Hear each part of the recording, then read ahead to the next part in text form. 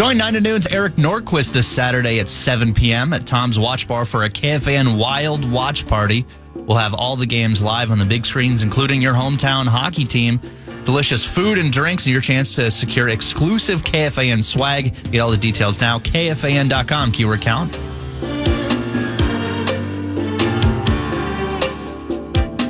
Well, we call this the Fairness and Savagery portion of the program. Johnny Athletic is going to join in about 15 minutes. Kevin Seifert in the 5 o'clock hour. But yesterday we cold called Carl Gerbschmidt to mock and ridicule what his Green Bay Packers club did in their first round playoff game. That was a Sunday game, correct, against the Eagles. And it wasn't good. But in fairness, we said, or I certainly thought about it as the Vikings were laying an egg last night in the desert, that it's only fair to allow Carl to get his shots in and respond now that another NFC North team has been eliminated in round one and in not particularly competitive fashion. So we hold our nose and say hello once again to Carl Gerbschmidt. Hello. Good afternoon, Dan. Yes, sir. Dan, I have the opportunity here to get on here and say I told you so. To say that I was the one who mentioned that the team that you all worship over there wasn't as good as you all thought it was. I have the opportunity to remind you you've never won anything, and you probably never will. I have the opportunity, Dan, to point out how bad your coaches were and how embarrassing it is for a team to be on national TV like that and play the way they did. I have that opportunity, but you know what, Dan? I'm not going to take it. You going to rise above it? I'm not going to take it. I'm not going to make fun of you, although there's a lot to make fun of. Well, you're not really rising much about it at this point. It seems like you're in the muck right now. I mean, in the swamp. What do you mean I'm in a swamp? Well, it sounds like even I'm in my office. I'm a supervisor. As you're pretending to rise above it, you're still getting the shots in. No, Dan. I said I wasn't going to do that. Okay, all right. You don't listen a lot. Well, no, I do listen, and you said I'm not going to do it, even though there's a lot of bad things that I could say, which would indicate. Isn't it a nice day out today, Dan? It's a little chilly. It's very beautiful. Yeah, it's sunny, but it's chilly. When you wake up on a day like today, you just feel better. I will say this to everybody out there. Yeah. You know, I'm sure it hurts. I'm sure you might be a little angry that guys like Barreiro led you on and who just told you everything was going to be wonderful. Yeah. I'm sure you're mad that Paul Allen has, basically guaranteed a win. Basically, he doesn't take his job seriously at all. He's tweeting in the middle of the game. When the game's going on, he should be calling the game. But anyway. Might be in a commercial break. I'm sure you're angry. I'm sure you're bitter and you're frustrated. Yeah. That you thought this was the year. But you shouldn't. Okay? I want you to be okay. No. I want you to feel okay. That doesn't sound I sincere. want you to be accepting that it's not going to work out. It never does. And you'll feel so much better about your own life. So don't agonize over it, is what you're saying. Your roster's in shambles. What do you mean? You don't really have a quarterback. Well, we got three quarterbacks. Well, Donald's not under contract. Yeah. anymore. Well, we got the kid, and I don't think Daniel Jones is under contract anymore. He will be. But he's not. Okay. There's no. There's no certainty. May I suggest something to you? I'd actually rather have nobody under contract than be paying the guy you have under contract like $500 million to be committed to him. Why? He's the best quarterback in the division. Oh my God! He was not healthy this year, Dan. He was not healthy at all. We did not let on that he was not completely healthy. Are you back into the paint thinner at work? We can say it now. He was hurt a lot. Oh, and now you're making excuses. So, I'm just saying he was hurt. We're not upset at all, Dan. Because we know we have the brightest future in the league. The Lions have the brightest future in the league. And we know we've done it in the past. So I just want everybody distant to know. Past. don't feel bad. I'm sure there's something worthwhile there. I'm sure there's another reason to wake up in the morning. I don't know what it would be, but I'm sure there is. Just don't be depressed. Don't be upset. And if you want, at any point in the future, if you want to root for a team that has a future, you know where to find me. Go Packers. Is that all you have? I think he hung up. Well, I think he thought he was really going to be smart with this approach that, they're all expecting me to mock and ridicule the club. But that's sort of what he ended up doing, even as he said he wasn't going to do that. But again, fairness and savagery, we have to give him that opportunity. What's good for the goose, as we like to say in the business, is good for the gander. We mocked him yesterday after his team played pretty miserably, I think, against a beatable, at least on that day, Eagles club. So it's only fair that he gets the chance to fire back in his own kind of strange and bizarre way, extremely bizarre way, is the way I would look at it. What do we got? Let's do this. Let's break. And we got Jonny Athletic on the other side of a pause. We'll talk plenty of Vikings Rams with him. We'll get into some Wolves stuff, I'm sure. Plenty of time to do all of that. Seifert will be with us later. He was, of course, in Arizona. He will file a live report now that he is back in town. We'll keep the texts going via the Bradshaw and Bryant KFAN text line at 64686. Please hang with us. It's time for Jonny Athletic. Jonny Athletic. Jonny Athletic. And he's on with Dan Barreiro right now. It is that time again. Jonny Athletic with us now. As I mentioned, Seifert will join us in the 5 o'clock hour of the broadcast. We're going the distance today. There's no more Vikings programming other than Vikings Rewind today. Jonny, I want to start with a Vikings talking point that we affectionately call KOC, what are you doing? Maybe we hard count them into the okie doke and get a 3-5. Darnold takes the snap on 4th down, bounces around in the pocket, and he's sacked for a 6th time. The Rams have hit the pick 6 with sacks in the first half. 6 sacks for the LA Rams. Darnold has been sacked 54 times, including the regular season. And that sack goes the way of Kobe Turner, who now has 2. 1st and 10 from the Vikings 13. Stafford shotgun, 2 receivers left and right. Here's a big blitz. Matthew hit hard. He's going to dump down, and it's caught at the 7-yard line, and it's caught for a touchdown by Davis Allen. Davis Allen with a touchdown. His first touchdown this season, including the regular season. And the Rams have a 23-3 lead. And, of course, 23-3 would become 24-3 with the extra point. It was a 4th and 2. I know the game has changed, Jonny. You're at the 50. So there's a lot of people that say we're in it to win it. I thought it was a horrendous call, given that you're going to get the ball to start the second half. I don't think you appreciated the call either. And I think that was one of those calls that, in a sense, to me, it ended the game, right? I mean, 24-3 in a playoff game. It's not like no one has ever come back from that, but it's pretty close to being over. And I thought, I don't know if he was asked about it after the game or not. I heard parts of the presser, but I thought that was a bad decision. What do you think? 100%, Dan. I mean, and I couldn't believe it when I put out, on Twitter that it was a horrible decision.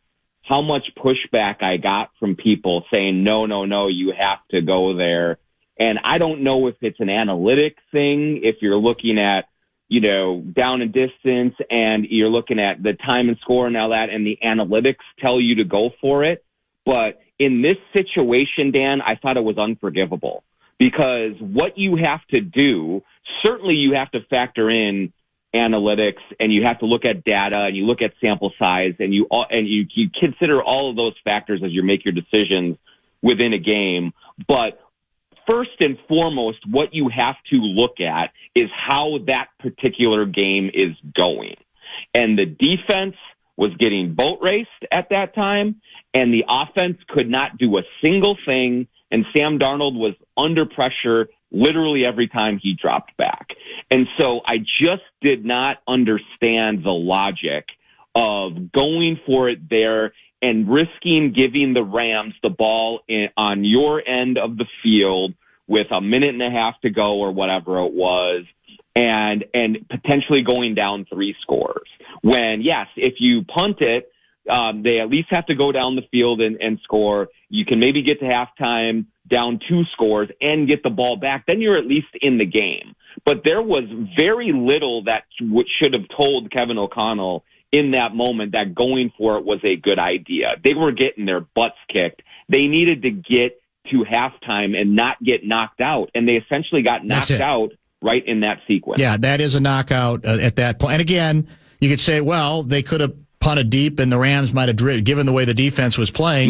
Maybe, but you're going to take your chances if they've got to go. Given, I think they were down. I don't think they had only maybe 1 or 2 timeouts left. That they have a much further to go, and you hope that all right, we're going to do the halftime readjustment bit, and we're going to get the ball right to start the second half of the ball game. So yeah, I'm with you totally on that. It's odd. I'm in this position where people think that I'm almost like being an apologist for Darnold. Darnold was awful, again, in a number of ways, in a number of plays, and some of the holding on to the ball I put on him. But I listened a lot to Dan Orlovsky today, and for him, and maybe he's too protective of quarterbacks, I don't know, but he brought up the offensive line, especially the interior, was horrendous. I mean, if 6 sacks and a half is absurd, right? And the number ultimately was 9, which ties the record, which we also hold from a couple other games. But I think there are other things that are factoring into this. Somebody had texted earlier.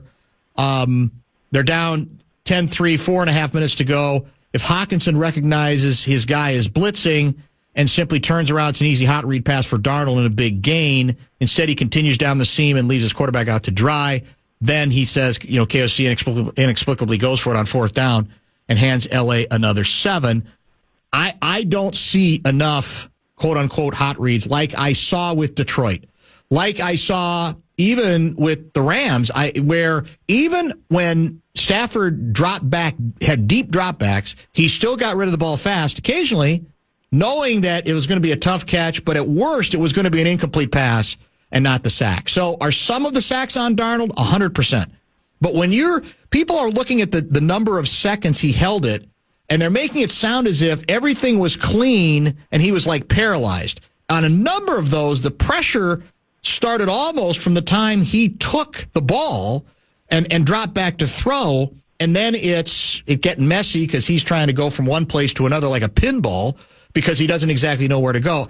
So I think for 2 straight weeks, the coach's inability to get off of we're a power passing team that throws the ball downfield is a significant part that made Darnold, as bad as he's played, look even worse. Yeah, I mean, I certainly am in the camp where when you have a failure of this magnitude, you can spread the blame around to a number of fronts. Kevin O'Connell for not drawing up maybe shorter passing game options, quicker release options to get the ball out faster. Certainly the interior of the line and the tackles, really, they all just got dominated physically by the Rams. And so Sam Darnold wasn't given a lot of chances for clean pockets and to let throws fly either. So the other thing that factors in here is the offensive line was so bad that they didn't have any running game to establish to keep the Rams defense off balance either. And they couldn't get anything going there to be even a little bit multidimensional. So you give Sam Darnold a little bit more of a chance to maybe set up play action passes, all of those things. Those are all, I think, worthy of mention and worthy of scrutiny when you look at the game. I'll also say, Dan, hey, welcome to quarterback, man. This is what's going to happen. To whom much is given, much is required. I thought that the interception that he made was inexcusable. He's got to try to hold on to the ball and the fumble. He missed a couple of other throws that he made countless times during the the one regular over the middle season. to Naylor where it was behind him, he's wide open. That's all on him, 100%. Yep, big time. And what we saw from Stafford was a guy who was completely in command of the offense, who could adjust to what the defense was throwing at him and was ready to counterpunch everything that Flores and the defense threw at him, and really just played a really strong game to give his team a chance to win. And the Vikings didn't get that with Darnold. And plenty of blame to go around, but when you are the quarterback, you just have to play better than he did. And so I don't blame people, including Troy Aikman, who it seemed like much of the broadcast was putting a lot of it at Darnold's feet there for holding onto the ball, for not making the right reads, for missing guys that were open. A lot of those things. That's being a quarterback in this league in this era right now. Well, here's the assumption is that we've gone from you've got to keep him or you at least have to franchise him to him. There's no chance that he's back, even if the price tag has gone down. Let me play devil's advocate this way and see if you think there's any validity to this argument. He's 27 going on 28, I think, right? But those were, you could say, back-to-back, really. The last game of the regular season felt like a playoff game because of its implications. And the game last night was his first playoff game as a starter in the National Football League. Now, ordinarily, there is a little grace given to, let's say, a 24-year-old quarterback who, you know what, great regular season, first time in the playoffs, and, man, it's hard. Everything gets ramped up. You can't give up on that.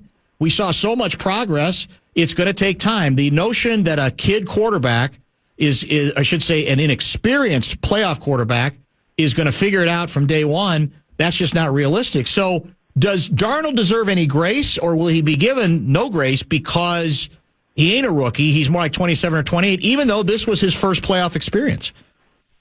Yeah, it's a really interesting point, Dan, because let's just say if this was J.J. McCarthy and the Vikings had a similar projection and a similar season, and he had started every game, and maybe they're not 14-3, but maybe they have a bunch of wins going into the Lions game and they lose that and he kind of flames out, and then they lose the playoff game in the fashion that they did.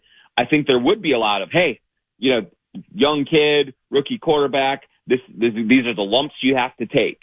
And he will learn from this and get better. You go into the off season, you get better around him, and he has this experience to lean on, and then you go forward. You can say the same for Sam Darnold because he had not had this experience before. He had been largely surrounded by dysfunction, by poor coaching, by lack of talent, both in Carolina and the Jets where he played. And so I think you could say, yeah, we're going to give him the grace. We're going to bring it back. I just think that because you already have McCarthy in-house, it's going to be a lot harder to justify bringing them back because you're already invested in that position again. Now, I would be open, Dan, to at least exploring, would he come back on a 1-year, $20-25 million deal? Is it something like that? I would not franchise him for $41 million. I wouldn't sign him to a long-term deal at all, but I would explore it and just see if there's anything there because you really still don't know what you have with J.J. McCarthy coming off the injury and all of those things. But I just think that because McCarthy is already here, there is an element of, okay, we've seen what we have here, now move on to the next shiny new toy.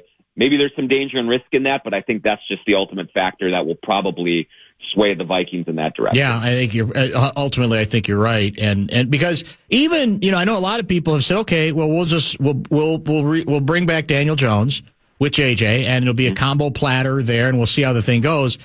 There's not even any guarantee that Daniel Jones could do anything close to what Darnold did until he fell off the edge of the cliff, which he most assuredly did. But even, perhaps the most candid answer from a head coach who's generally not very forthcoming was him acknowledging a question last night about the interior part of the offensive line, which I also thought was rather interesting, which seemed to indicate a belief that some of this is related to the pressure that was put on. And I'll still say, I don't think for the last 2 weeks we saw, I mean, it's easy to say after games like these and too easy to every week say, just got outcoached. You know what? Their guys just outcoached us. But I'll be honest, the last 2 weeks, that to me is how it has felt. I just don't think the Vikings, whether it's KOC on the offensive side and to a certain extent, even at times, B-Flow, you look at the way the Rams started that game. They attacked, in that first drive. The game's not over there, but to me, it was like set quite a tone that, like, we're serious, man. We're not messing around with this game. I'm not sure our counter chess moves, I don't know that I saw any of them, but the ones we tried, if we tried any, I don't think were very, very effective. Yeah, I do agree, Dan. I mean, and, I've sung this coaching staff's praises all season long on this program, rightfully so. They were terrific for almost the entire season, and almost every game they went into it, and they came out at the end of it. He said they were the better coached, better prepared team, except for the 2 games against Detroit and the 2 games against the Rams. I do think in both situations, Sean McVay and his staff, Dan Campbell and his staff, did get the better of KOC and his staff. The Vikings looked unprepared for what the Rams were throwing at them, both offensively and defensively, especially early on. I mean, you saw right away in the first 5 minutes of the game, you're like, holy cow, the Rams are moving at a different speed than the Vikings are. And I think that part of that is preparation. They just looked like the Rams knew exactly what they were going to do. They had the exact right game plans for what the Vikings wanted to do on both sides of the ball. And the Vikings looked really surprised at what was being thrown at them. That's not a good look. No. I still think KOC is a great coach. I think you extend him this offseason absolutely 1,000% without thinking twice about it and go forward and keep building on it. But I do think that there is some probably soul searching, and he did say it after the game that he could have coached better. Now, a lot of coaches will just say that, but I do think that he meant it in that moment because they were outmaneuvered every step of the way last night, and that was a glaring thing coming out of that game. Yeah, I think for 2 straight weeks. Do we need to? Again, this is an easy second guess now, and you never apologize for winning. But do we have to take a second look now at even the record itself? I mean, I'm looking at what did we win? We won 9 in a row before the loss to Detroit, right? We beat Indianapolis, Jacksonville, Tennessee, the Bears, Arizona, Atlanta, Chicago again, Seattle, that's a decent, kind of Midland club, and then a victory you don't apologize for at all. You beat the Packers in a game where Darnold, of course, was brilliant. That's when they're throwing him up in the air in the locker room after the game with a beaming quarterback whisperer off to the right-hand side, just enjoying every minute of it. But I look at that and I go, okay, yeah, I mean, you don't ever apologize for winning, but some of that feels like me included, might have gotten a little bit hypnotized by winning all those games as opposed to, okay, who's it really coming against? Because they played, you can argue, 2 good veteran quarterbacks. And those beat them both times, beat them 4 times, right? Goff and Stafford. Now, you can look at Jordan Love and say he's well paid and has had some great moments, etc. But moral of the story is when they were matched up against good veteran quarterbacks, they didn't handle it very well. Yeah, it's a fair point to look at that. The one thing that I always kind of hesitate to do, though, in this situation is pull it apart that much because I'd like to look at pretty much every team's schedule. Yes. And I think you're going to find a lot because the dirty little secret is there are a lot of bad teams in the That's NFL. True. Yeah. And there are a lot of mediocre quarterbacks. And so there's not many. I don't think, and I could be wrong, but I don't think if you look at whether it was Kansas City, whoever, Detroit, that they're playing, Johnny Unitas for 1 week, Brett Favre the next week, Peyton Manning, it's just not happening. So I don't want to sort of downplay what the Vikings did accomplish this regular season because especially when you consider that it was Sam Darnold, that they didn't have the top flight quarterback themselves, and they went out and they had convincing wins. Right. I mean, they just beat the tar off the Falcons. They crushed the Bears at home. Winning at Seattle, it's a good win. Beating the Packers at home the way that they did, that was really, really impressive. I mean, of course, they beat some cupcakes, Colts, Jaguars, which was ugly, Titans.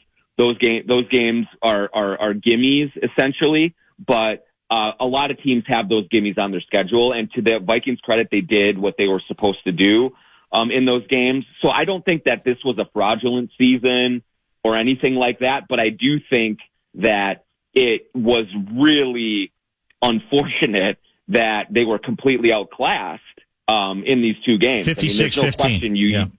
You look at that and you say, no, they are not as good as we thought they were. Absolutely. But I also don't think that, these guys were frauds and that 14-3 was smoke and mirrors. I didn't get that. I think this was a good team that just got handled by two much better teams. It's a cruel world, man. We were saying it really is, where it can unravel. Because, again, I don't think it was going to be sacrilegious to lose to the Lions in Detroit or even in the first round of the playoffs, right? But it's not that you lose. It's that you are really manhandled, as you say, in both games. You're just utterly and completely dominated in terms of execution and, quite frankly, planning as well. I think that's what, because a lot of people have said, you got to think big picture, and you got to realize that, what was the quote that even the head coach used today? You got to factor in Sam's body of work. I don't blame anybody today for not being interested in body of work philosophy, right? The day after you play your second game in a row in which you're not even competitive on a number of fronts, I don't blame people at all for saying, maybe in a month I'll have greater perspective on it, but body of work doesn't mean a hell of a lot right now in the first round of the playoffs. 100%, Dan. Generally speaking, I feel like my role in this media ecosystem here in the Twin Cities, as one of us, born and raised here, I kind of like to calm people down a lot and just say, hey, let's look back, look at the big picture, how, unexpectedly fun was that season. You went into it, you weren't thinking that that the Vikings were going to be any factor at all. They end up being 14-3, and that unexpected success was exhilarating. It was for a lot of it, but I'm not going to be the one who tells fans right now, hey, get your chins up. Wasn't that fun? Exactly. Because the last two games were not fun at all. They were embarrassing, frankly. And if that means that the Vikings were a little bit of a victims of their own success, well, that just comes with the territory, man. They really talked. They believed in themselves, rightfully so. They said that they had something special going all the way through. They said no one believed in them. They were right. But they said that they could go out and beat anyone that they put their minds to. Mm-hmm. They were positioning themselves as they had figured out and had something magical this season. And for a lot of it, you can believe that, and it was completely justified. But the complete crashing halt that this euphoric season ended with should be disappointing to Vikings fans right now. They should be upset. They should be, sad. If you want to shed tears, if you felt like you got punched in the gut, yes, because these last two games were as fun and as exciting as the first 16 games of the year were. The last two were as disappointing and as ugly. And so if people are in their feelings right now, they deserve to be, because that was brutal. Last kind of off the beaten track item I want to get your opinion on. I'm listening to The Project. It was a great show today, post-mortem program. I think PA did the first 2 hours, and then he decided to crash. And who can blame him? I think he may have gotten like an hour and a half of sleep. And he brought up the rumor that broke via Fox, I think either the day of or the day before the Lions game. And that was that there were going to be some teams interested in proposing perhaps trading for KOC's services. And what I heard PA say, I'm paraphrasing largely, but what he basically said was, he thought the timing was interesting and kind of odd. And he said, and he didn't say he knew this, but it was interesting for him to throw it out. He said, if anybody like KOC's agent or anybody from his camp were the ones who kind of, were the leakers here, or the ones who were trying to get this thing going, that he found the timing very irresponsible, given that the Vikings were about to play a game and the concentration should be on, obviously, winning that game against the Lions. What do you make of that? And had you heard, do you think there's anything to it? And is there any reason to believe on the basis of this collapse that it might have some impact, not on whether they want to bring him back, but how ambitious they're going to be willing to be in terms of a contract structure? Yeah, so it's a very interesting kind of dynamic to look at, and PA bringing it up, I think, is very notable. Yes. And so you have to give that credence, certainly, because he has the authority and the experience that he's not just throwing stuff out there.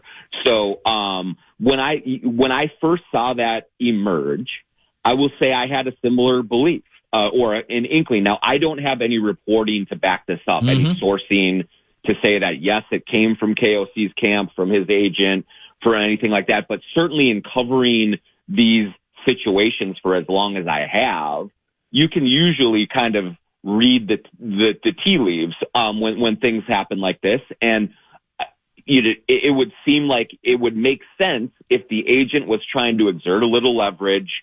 They had won 9 in a row. They're going into this hyped game. Hey, let's get our guy taken care of. Let's get him a ton of money, maybe even more say in the roster and construction and all those things. They were thinking probably that they had a lot of leverage on their side. So if they did play that card, they wouldn't be the first agents to do it. I will say from my perception of it, I don't think that played a role in how flat they were in either of these two games. I don't think that players got distracted by it. I don't think that the coaches were distracted by it. But I do think it does set up, at least a little bit more interesting conversation this offseason, right? Yeah, I do too. I think that's real. But I still think that in the end, the Will family, with what KOC has done, with how his players feel about him, with what he's done with generally mediocre quarterbacks to this point, and with McCarthy in the house, I think you just do what you have to do to keep him, because I think he's a great coach, and I think he's only going to get better. But yeah, that's an interesting dynamic that was certainly playing out there as the season came to an end and they really fell flat. I mean, he may win Coach of the Year, the award. He may win that still because it's a regular season award, and it certainly won't feel great after these last two games here. All right, let's get a quick pause in here. I got a couple other Vikings things I want to run by you, and then we'll finish with a couple of Wolves items if you have time. You okay with the second segment? You sure thing, Dan. Absolutely. Thank you. Jonny Athletic Part 2. Kevin Seifert will be in studio for much of the 5 o'clock hour. Don't go away. Wild Wednesday is sponsored by Jim Beam, the official bourbon of the Minnesota Wild, are here all season long. Listen every Wednesday through March for your chance to win tickets. Johnny's appearance is brought once again by our good friends at RBC Wealth Management. As I mentioned, Seifert's going to join us in the 5 o'clock hour, we believe, in studio. You may have already answered this question. Did you tell us what you are predicting or you expect to be the Vikings quarterback room for the start of the 2025 season? If you had to make a bet, if I had to make a bet, Dan, I guess I would. It would seem like the most likely scenario is McCarthy with Daniel Jones as his backup. I'm not ruling out that Darnold comes back, but I do think it is more complicated if you decide that you do want McCarthy to be the starter, that you bring back the guy that started and did, despite all of the troubles the last 2 weeks, had a really, really good season. And so is that going to be the environment you want for a young quarterback, to have someone that maybe he's looking over his shoulder, where the first, couple, if he has a shaky couple of games at the start, say, hey, this Sam Darnold can sling it. Like, even though it didn't end well, we know he can have success in the system. So I would guess that would be the case, but I would imagine that they're going to have a lot of long talks before they come to any kind of determination on that right now. Do you think you could flat out, do you think the market has dried up enough for Darnold, or will have dried up enough that you might have a shot at convincing him to come back here as the backup QB? I think that would be a hard sell, Dan. Right now, in 24 hours after the debacle, you say, who in their right mind would ever sign this guy to play? But generally speaking, as we get into the off season, as nerves calm, as people look at film of the entire season and all that, there are a bunch of teams out there that need quarterbacks. And so my guess is, one thing that you and I have talked about a lot on the show over the years is a lot of times you will see a player take either a pay cut or a demotion and roll to go to another team, but won't do it to stay on the team that they're currently with. True. Yeah. And that would seem to be the case. To me, if it's clear that Darnold's going to be the backup, I think he could get a backup job plenty of other places. Mm-hmm. And that would seem to be the better situation probably for him and probably for McCarthy as well. So that would seem to be less likely of a scenario to stay here and be the designated backup from day one. Yeah, they could probably write about that. All right, let's do. I guess I'm going to have to start plugging in on the Wolves again. I admit I have been kind of distant up till now, in part because the Vikings have been such a remarkable story, in part because, there have been so many stops and starts for the Wolves at this point. They have not been, I don't believe, like must-see television to this point. But give me an update on, take the temperature of your favorite professional basketball team as the market probably is about to spend more time on that franchise. Yeah, Dan, in some ways they're lucky that the Vikings were so good for most of the season. And I do think they did take a bunch of attention away from them because it hasn't been pretty for a lot of the year. They have struggled to be consistent. That said, if they had grabbed like 2 more offensive rebound or defensive rebounds against Memphis on Saturday and they win that game, they're the 5th seed right now in the West. So they're a game back of 5. They're 2.5 games back of 4. They're not out of it by any stretch of the imagination, but the product that they have put on the court has certainly been less than inspiring, especially with the turnovers that they constantly have and sort of the up and down levels of energy that they have exhibited night in and night out. Now, I do think that the starting lineup change that they made has helped that group, and they have been better since then. So we'll see if they continue building on that. But it's still, the people that plug in now are seeing a team that still, 38 games into this season is very much still searching for its identity and trying to figure things out. All right, give us the latest ownership update, because I think you had a tweet about this just the other day, did you not?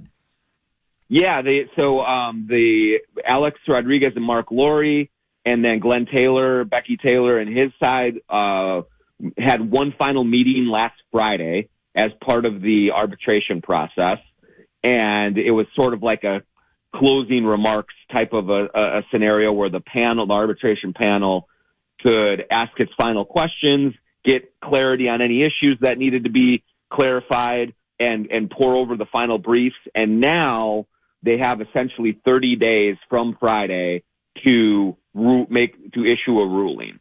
So it's expected late January, early February for a ruling to come down, but technically it could come down tomorrow. Right.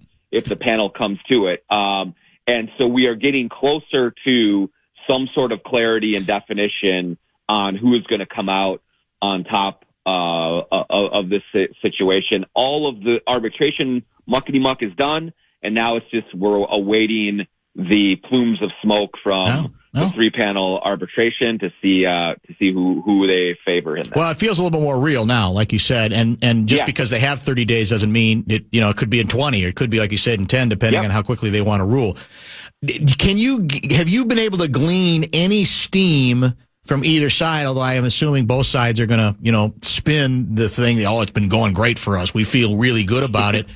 Can you glean any sense at all from, the sources that you have about how it's been running, or, if indeed one side seems to be in a better position than the other regarding all the presentation process? Yeah, what I feel good about saying, Dan, right now is that the fair way to characterize this process from both sides has been grueling. It's been a long, difficult process to navigate. There have been long days. There have been a million conversations with lawyers and depositions and all of those things. And so it hasn't been fun for any of them. I do think that both sides, from what I've been able to glean from them, are very confident in their positions. That said, is that spin? It could be. Sure. It could be. So I don't know I can't handicap who's going to win and who's going to lose, just because I'm not in there. I haven't seen anything unfold for myself, and I'm sort of relying on secondhand stuff. What I've said from the start is I understand the Lori Rodriguez argument a little bit more. Glenn Taylor's argument is much more technical and much more kind of deep dive into the document, but there's confidence on that side as well. So we will see, but I do say that both sides, you went through this process and got put through the ringer. It was very thorough. So we'll just see how the ruling comes, and I think it's going to be very detailed, and there's going to be real justifications for which way they go, just to make it as airtight as possible, and make sure that there's no kind of room for appeals or anything like that coming out of it. So we're on national TV again tomorrow night, right? Against hosting the Warriors. Is that correct? It is correct. Yeah. 8:30 start tomorrow night. Yeah. Yay, for that. But because of the wildfires in Los Angeles, shockingly, the Lakers were going to be on national television again. Oh. But that got moved. And so it's going to be Warriors, Wolves, and both, neither team is going into it with a lot of confidence. The Warriors just lost to the Raptors. Yeah. They're under 500. They've really, really struggled, but they've beaten the Timberwolves a couple of times. Yeah. In the last month or so. So and we I think this is a game. Wolves got to win. Wolves got to win tomorrow night, because now they go Knicks, Cavs back to back Friday, Saturday. Oh, and that's daunting. That's a meat grinder. And we averted disaster last night because through three quarters I'm flipping back and forth, and I'm saying, was it last night? Yeah, it was last night. Yep, last night. In Washington, they're I'll use the cliche, playing with their food, a bunch of turnovers, and they're letting the worst team in the league hang with them. But fortunately, in the fourth quarter, they finally, largely because of Edwards, I guess, created some distance. Yeah, and that's where I'm most troubled by this team, Dan, because I don't even think they were playing with their food in that case. They were just playing really playing badly. They turn the ball over all the time. They're making they're not. It's not a very high IQ basketball team right now.